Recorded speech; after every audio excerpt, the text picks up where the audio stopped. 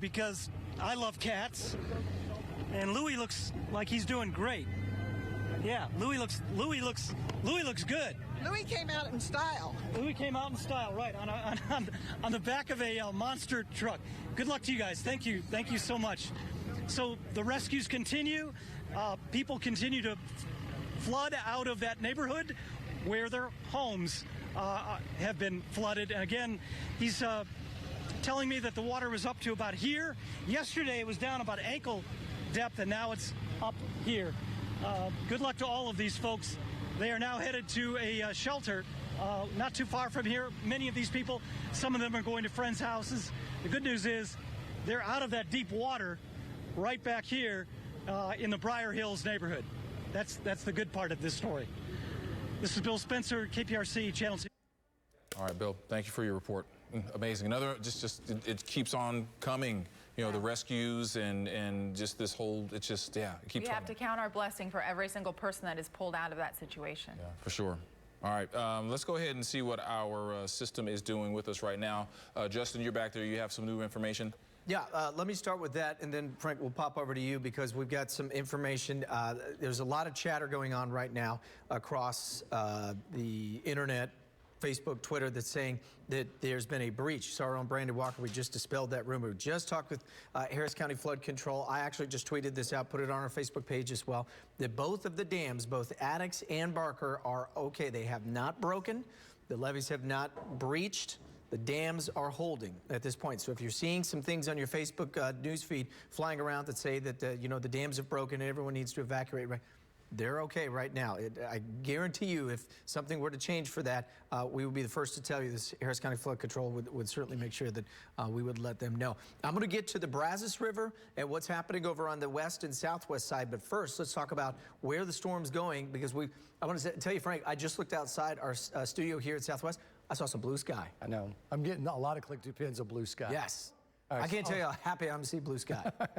We never thought, right? Bring those feels like numbers back up, right? Oh, yeah.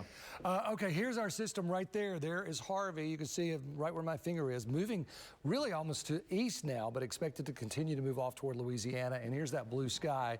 Here are our studios. So that's what Justin is seeing right there, a little blue sky out there, as are you to the west. We got to get this wind out of here. That's really going to help with Galveston. You can see that 50 mile an hour. This is the strongest it's been while once it made an exit from Matagorda County. So as it's been traversing the Gulf, 50 is as tight as it's gotten, with some gusts up to 60, 65. So here's the path that is forecast, although you saw that more easterly movement. This may end up more into Louisiana than this particular path suggests. So we'll have to wait for the 7 o'clock update to see what the path is going to change to. But it looks to me like it's moving more to the east than anything else. So in the meantime, it's going to really take out the rain. It already has for the most part. But the winds are still there. For Galveston, sustained at 38 miles an hour, 25 in Sugar Land, 18, 29, 25 in Beaumont, 24 over in Victoria, with gusts sustained even higher. So take a look at that, 51 mile an hour wind gust. And of course, across that water, it's fierce. There's just nothing to block it. No trees, no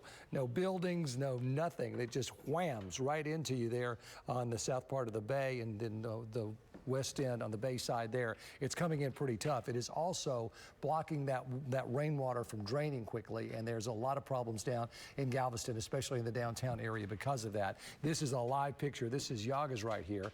It looks like the water has come down a little bit. You can see the wet sidewalk. This is Sangerfest Park. It's a little hard to tell, but it has been an afternoon of very, very wet, flooded conditions there, especially from the Strand and Harborside to Post Office. The downtown area, many of the buildings are going to have water in them. I have some of those pictures. This is actually from the Houston area. This is one of the Krogers out there. I believe it's in the Spring area. So that gives you an idea. Let me go back to this because I want to show you some of these other ones. This is the West End Marina flooding there in Galveston. If you haven't gotten Click to Pins, do please. This is Spring Suites Hotel. This is a look at the water still rising at Mason Creek, which flows into the Barker Reservoir. So that's going to obviously not help the situation there. We've been talking about the trees down, and there are these huge trees that are just coming up out of the ground, and that's going to be a big problem. Back to Galveston at Isla del Sol. So the doing better there. I love the catfish, South Shore in League City. There's a look at the Galveston County at one of the bay's houses there. And this is one of the boats, again, going right down the streets of Galveston. And that gives you an idea of the part of the problem with the water coming into a lot of these places. And this does too. This is right there in the downtown Galveston area with the flooding. 2 hours ago, this was sent in. This was at the Seawall Sitka there. This is the blue sky that we're talking about. Sunshine, 525 South Fry Road in Katy. And I love this guy right here. He says the Texas spirit cannot be beat. He's got that right. So that's nice. We were talking earlier about 9 trillion gallons of rain, which is what we have had. It would fill the Great Salt Lake twice. You can see all of these amazing numbers here at Click2Houston.com, as well as a lot of other information. We're getting some comparisons here. 50 inches now with Harvey, the official number, and that's going to go up, I can promise you. Amelia in Texas, 1978. And this was interesting. Amelia, which hit Medina, 48 inches, and then Claudette, which hit Alvin, 42 inches, just a year apart. So these things can happen, that's for sure. 39 inches in Allison, 16 in Katrina, Andrew in Florida. That was a fast mover. That was the big windstorm, Andrew, not so much the rain. And then Sandy brought 13 inches. Some viewer rainfall totals. Keep those coming in. I've got Santa Fe now at 52.7, Nassau Bay 51.7, 47 inches in Friendswood, First Colony 43. Spring, that's one of the new ones, 41.5, and Shenandoah in the Woodlands, 38. Generally, we're hearing official rainfall numbers between 25 and 35 inches, some 40 in Dayton. But I tell you, all these rain gauges that you all are showing me are way up there in the 40 and 50-inch rainfall numbers. The good news is things are winding down, less than an inch for us through Thursday. We will have to watch just for the 20-30% chance of scattered showers and thunderstorms simply because of all of the humidity that's going to be in the air with the standing water. The heat of the day with that sunshine, which we want to see, is going to obviously percolate things so that we end up getting these big downpours around town, which are going to impede you right in the middle of cleanup for a lot of you. But that's going to happen. We still have this flood warning that's going on over Chambers County and Bolivar, parts of Liberty County. That's until 6:30. But you can see there's a lot of relief here. It's just this strong wind it's going to continue really for the evening hours. I don't see it going down for the next 6 hours. We got to get this whole system well away from us. And it already is fairly far away, but we're still getting these 50-mile-an-hour wind gusts. So it's not very quick to move out of here, that is for sure. The flood warnings then, the flash flood warnings out toward Beaumont, and that's really the next stop for the very, very heavy rain. Look at all the lightning that we see there being pulled in by this storm. There's a wider look. There's the eye down here. It's a broad circulation, generally speaking, and this is finally the rain shield that is moving ever so slowly over the last 3 hours off to the east, but it's moving quicker and quicker. That dry air, that brown, you can see that moving in to Houston. So that's really in training now, and that's what is finally killing this. The problems, of course, are going to continue to be as we go into the next several weeks and months. And I know Justin has been watching that. One of our viewers said, the Brazos, tell me about the Brazos. I will get to the Brazos in a second here, but I believe we've got to go to Joel Eisenbaum as well. So don't worry, we're going to talk about it. We'll get to it coming up, but let's go to Joel first. Okay, yeah, Joel is in Crosby at the site of a chemical leak at a plant. It's the Arkema plant in Crosby. Yeah, it's an ongoing situation there, Joel. We know they're concerned about an explosion. What do you see happening? Yeah, you guys said chemical leak. I don't know if that's exactly the right way to characterize it. There are some unstable chemicals at this Arkema chemical plant, I understand it, and that's why the National Guard, these folks are specifically out of Austin, along with the Crosby Volunteer Fire Department, has just picked up 2 big 5-ton truckfuls of people who live within about a mile to mile-and-a-half radius of this plant that apparently has these unstable chemicals. We're not sure what the fate is of those chemicals. I understand that there are some company men that are with this company, Arkema, that are supposed to sort of head in at some point and stabilize the situation. With that being said, I'm not sure exactly that's the case or if anybody specifically is working on sort of diffusing that situation. What we do know is that they are moving on the plan to get everybody within the area out of there, and this is one big load of folks who live near that plant, and you can see that they are bringing everything, men, women, and children. And you can see, I see a crate full of dogs there on the bottom. Can you see that, John? On the floor of that truck. you know, we don't want to interfere with this process too much as people step off, because this is sort of a fluid situation where they really want to get people out of this area. So we don't really want to butt in and start firing questions off saying, how was your trip and everything. So we'll kind of let them do their job at this point.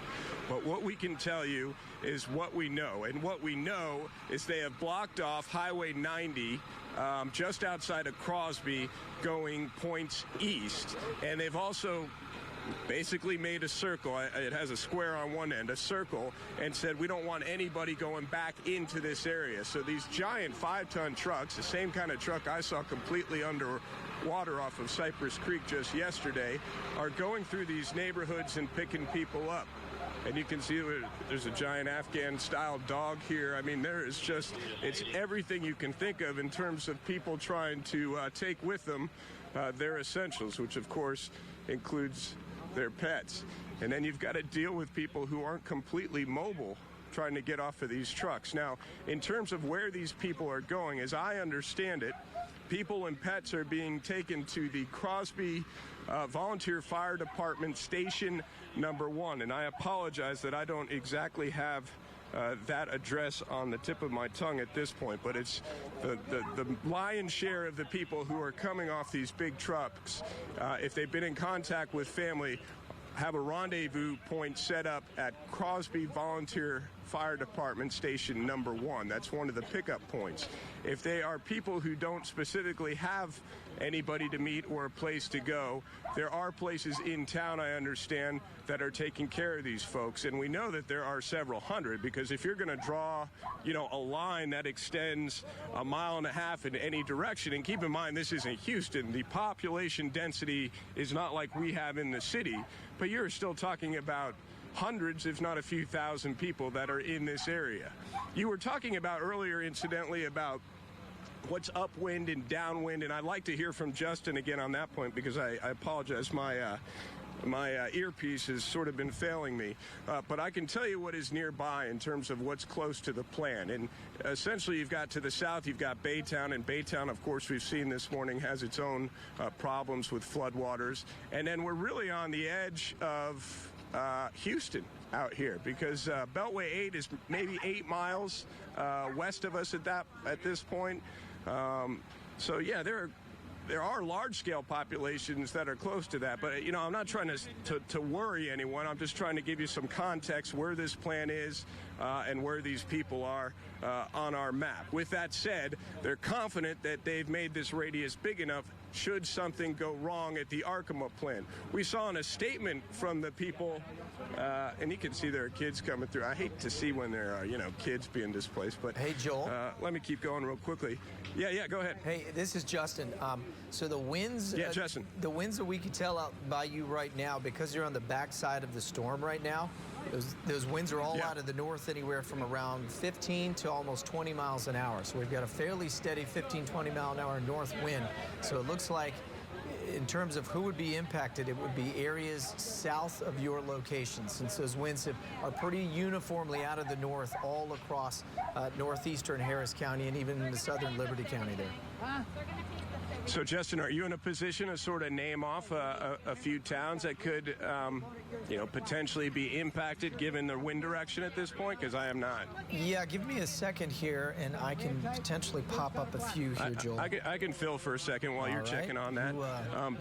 But you can see, I mean, John, I don't know, what have we seen? At least a dozen animals come off this 5-ton truck itself. And I want to make sure that they got everybody sort of off and clear before we start trying to talk to folks, because okay, this I have is a couple here, Joel, when you're ready. Yeah, let's hear it, Justin. Let's hear it. Okay, so just south of Crosby, if we just go dead south from your location, is the town of Barrett, and that's right in between Highway 90 and 133. So Barrett's just south of there. And also folks that are living along FM 2100. That's that main road, I would assume, that you can kind of get in and out between that and Crosby-Dayton Road as well. Okay, so Barrett, the population I was just told was about 3,000 folks. So, you know, something to think about for folks around the Barrett area if you are living there. Let's see, Floyd, that's looks like Floyd Road, or that may even be a subdivision at this point. So Barrett just down from your location, and then if we go a little further south, we run into some areas called Highlands, and then right outside of Mantua, McNair, Lynchburg, and Cody. So just a couple of the different subdivisions or little communities that are all straight south from your location there. All right, that's good information. I appreciate that, Justin. All of those places, I believe, are north of I-10. So correct. those are some places that should take a little bit of consideration and notice of what's going on at the Arkema plant, which is on the eastern end. You might even say the northeastern end of Crosby, Texas. Just to rewind a little bit, what's going on here is that at this chemical plant in Crosby, it started apparently sometime over the weekend as the storm was coming in. They lost their main power. They took steps and have backup generators apparently at this chemical facility, but those have either failed or started to fail. And that is important because apparently some of the chemicals that they store or work with at this facility absolutely require to be held at a certain temperature in terms of they can't exceed a certain maximum temperature. And when these chemicals reach some sort of temperature which is unacceptable, it is a immediately negative situation. There would be a large explosion, as I understand it. And so that's what brings us to this point right now, is that they are trying to move out hundreds of people right now, and the National Guard is really at the forefront of that. You've also got volunteer fire folks. I mean, one of the guys I was talking to, Sean, who's right there, he actually retired a while back from Crosby Volunteer Fire, but he was called back to help with this effort. Once they are complete with these load of folks, getting them to shelters or getting them to rendezvous points, I understand through Sean that they're basically going to seal this area off. We're leaving when he leaves. That's when we know to get out. And they're just kind of sort of have the place wired off, a perimeter. They don't have any immediate plans, as I understand it, to go back in there. With that said, it's a mandatory evacuation, but I've heard from a few people that not every single person wants to leave. And they're not dragging you out kicking and screaming. What they're doing is they're taking your name. They're strongly suggesting that you get out when you can, but if you don't, they're taking your name and where you are. They're going to try to check on you. And but that's the scene right now from Crosby. Yeah, real quick before we let you go, quick question. The National Guardsmen and the other personnel involved there in this evacuation, were they taken away from flood recovery efforts from elsewhere in the area that you know of? Have they mentioned that to you or not? Can I ask you a quick question? What mission were you guys on immediately preceding this? You don't know what you were doing right before this? You're too busy, didn't you? You've been doing this most of the morning? Yes. Were you guys doing other flood efforts right before this? No. No? They came specifically, as I understand it, from this fine young man just to do this mission. I know I've been a bad reporter in letting these people who have come off these 5-ton trucks escape, but I just thought they needed just a tiny bit of a break as they are trying to get out of here to their next location. So, you know, we'll kind of walk over there real quickly. In the meantime, we'll send it back to you guys as we kind of let them sort things out here. Yeah, we have a couple of minutes left in this hour of the broadcast, Joel. We appreciate your efforts out there, and we know you're not dealing with a lot of information, but as he's walking, just to recap, Joel is outside of the Arkema plant in Crosby. They're concerned about unstable chemicals inside the plant that they've come to be unstable as a result of flooding. The plant apparently was inundated over there, and they are concerned about the possibility of an explosion. We are working the phones back here to get you more information. What we have right now is what Joel has graciously given to us through his reporting and the statement from the company. Yeah, and they believe they lost power as a result of the flooding, so we're trying to get all of those questions answered. But this is something they've actually been dealing with since Friday. Things started to deteriorate since Friday, and now it's at a point where they are getting folks who live in that immediate area, about a mile radius, I think Joel said, getting them out of their mandatory evacuations. Yeah, only adding insult to injury right now because some of these people conceivably could be dealing with some significant flooding in that area. So I believe we have about a minute left here for Frank, do we want to go back to you for a quick update? I just want to point out the winds here. They're 18, 30 miles an hour in Sugar Land, 38 in Galveston. We still have these very strong winds because of the center of the storm here that are coming right out of the north. So should something happen in the Crosby area, they're going to continue to, whatever happens, that wind is going to take it north to south. Right. So that's the point from here right now. And did we update the Brazos River at Richmond? I know we promised to. Yes, we did. I'll show you that real quick, and then, guys, I'll send it back to you since we're going to nightly. It's at 52 feet right now. It is going to be cresting in the next 48 hours at around 57.5 and stay in major flood stage all the way through the weekend forecast. I've got plenty more flood gauges to get to. We'll get to that and plenty more of your forecast as well, guys. Okay. All right. Thank you all for watching. We're going to nightly news.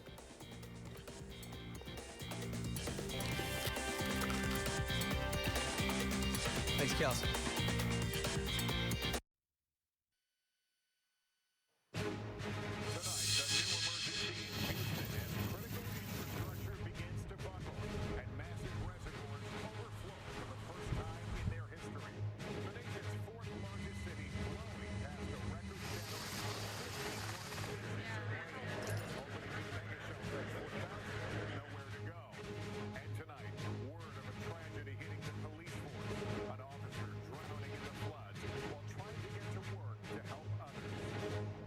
So we couldn't find them, and once our dive team got there, it was too treacherous to go under and look for them.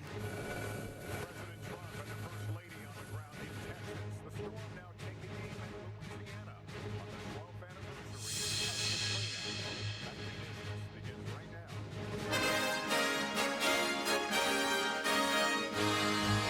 This is NBC Nightly News with Lester Holt.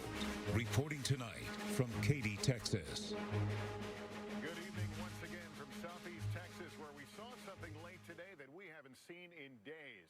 The sun came out for a while, a much-needed ray of hope in a region suffering from so much misery and despair. But the strain of 5 days of historic rain is pushing the reservoirs, the dams, the bridges, the levees to the brink. A record-shattering 51 inches since this storm came ashore. President Trump visited the region today, meeting with emergency officials as the rescues continue around the clock.